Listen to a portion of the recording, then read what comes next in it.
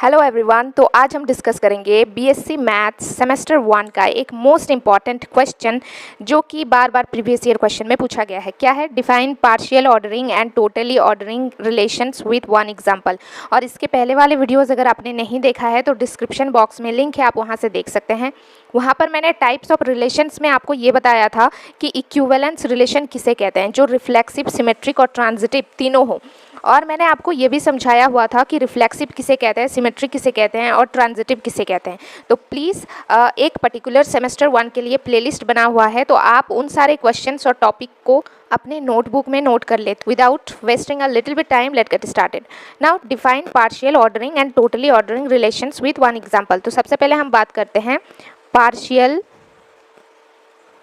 Ordering relation के बारे में। ठीक है, ये चेक करते हैं कि पार्शियल ऑर्डरिंग रिलेशन किसे कहते हैं। अगर अभी तक आपने चैनल को सब्सक्राइब नहीं किया है तो प्लीज़ चैनल को सब्सक्राइब कर लें। ठीक है, ऐसे ही यूज़फुल क्वेश्चंस आपके पास आते रहेंगे और जब भी मैं वीडियो अपलोड करूंगी तो आपके पास नोटिफिकेशन चला जाएगा। इसके लिए आप नोटिफिकेशन को भी ऑन कर लें। नाउ देखो, सबसे पहले हम इसको डिफाइन करते हैं। हम लिखेंगे अ रिलेशन, मेरे साथ लिखो, सिर्फ वीडियो देखने से नहीं होगा। ठीक है, कॉपी पेन निकालो, आलसीगिरी छोड़ो और नोट करो मेरे साथ। Called a partial order if it is what? See, first is reflexive। Reflexive मतलब क्या होता है मैंने डिटेल में बताया है, तो यहाँ पर मैं डिस्कस नहीं करूँगी, वीडियो काफ़ी ज़्यादा लंबा हो जाएगा। ठीक है, तो अगर आपको देखना है, तो अगर आपको वो समझना है तो डिस्क्रिप्शन बॉक्स में लिंक है, आप वहाँ से समझ सकते हैं। और भी इंपॉर्टेंट क्वेश्चंस हैं तो वो भी आप देख सकते हैं। इसका मतलब है कोई भी पर्टिकुलर रिलेशन, मैं थोड़ा सा बता देती हूँ, कोई भी सपोज़ कोई भी पर्टिकुलर सेट है 1 2 3। ठीक है, तो अगर इसके रिलेशन में ऐसे ऑर्डर पेयर हुए 1 1 2 2 और 3 3, मतलब खुद के साथ हर एक एलिमेंट का खुद के साथ खुद का रिलेशन होना चाहिए। ठीक है, दूसरा एंटी सिमेट्रिक, एंटी सिमेट्रिक। ठीक है, आपने सिमेट्रिक तो पढ़ लिया है, बट एंटी सिमेट्रिक क्या है मैं आपको बता देती हूँ। अगर ए कॉमा बी रिलेशन में ऑर्डर पेयर है तो बी कॉमा जो ए है ना, वो रिलेशन को बिलोंग करेगा, लेकिन उसके लिए which implies that A equal to B होना चाहिए। ठीक है, ए और बी समान होने चाहिए। ओके, और सिमेट्रिक में था कि ए कॉमा बी अगर रिलेशन को बिलोंग करता है तो बी कॉमा ए भी रिलेशन को बिलोंग करना चाहिए। That's it. थर्ड हमारा होना चाहिए ट्रांजिटिव भैया, ट्रांजिटिव।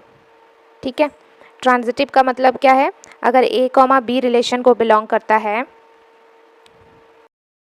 बी कॉमा सी रिलेशन को बिलोंग करता है, तो हमारा ए कॉमा सी भी रिलेशन को बिलोंग करना चाहिए। सिंपली अगर 1 कॉमा 2 बिलोंग करता है रिलेशन में, 2 कॉमा 3 बिलोंग करता है रिलेशन में, तो हमारा 1 3 भी बिलोंग करना चाहिए रिलेशन में। ठीक है, तो अगर हम किसी भी पर्टिकुलर रिलेशन को पार्शियल ऑर्डरिंग रिलेशंस तब कहेंगे जब वो रिलेशन रिफ्लेक्सिव हो, एंटी सिमेट्रिक हो, ट्रांजिटिव हो। समझ में आया?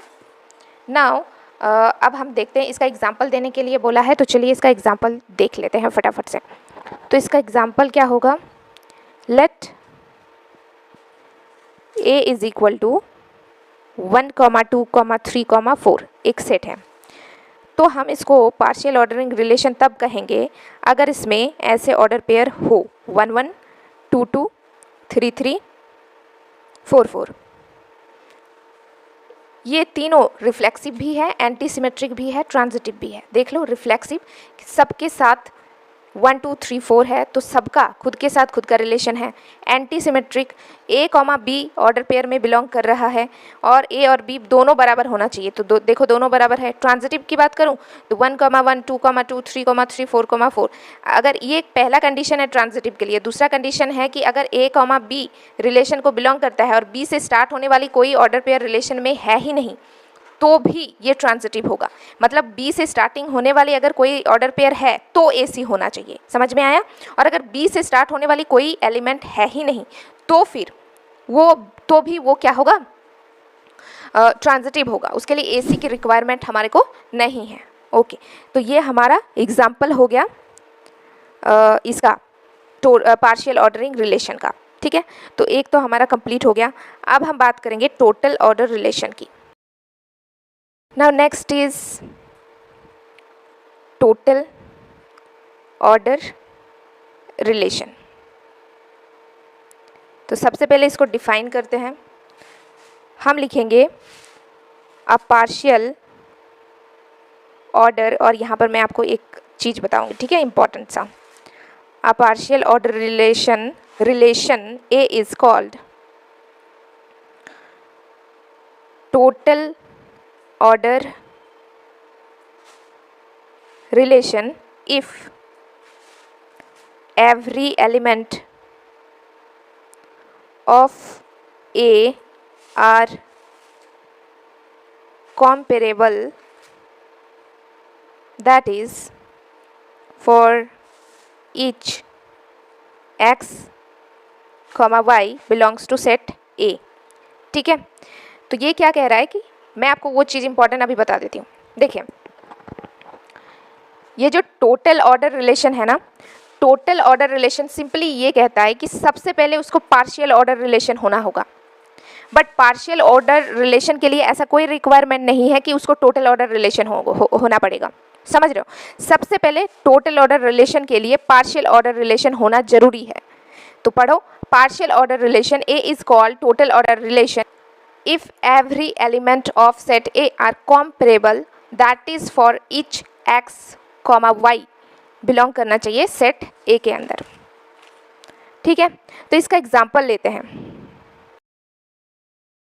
इसका एग्जाम्पल भी देना होगा क्योंकि हमें एग्जाम्पल देने के लिए बोला है।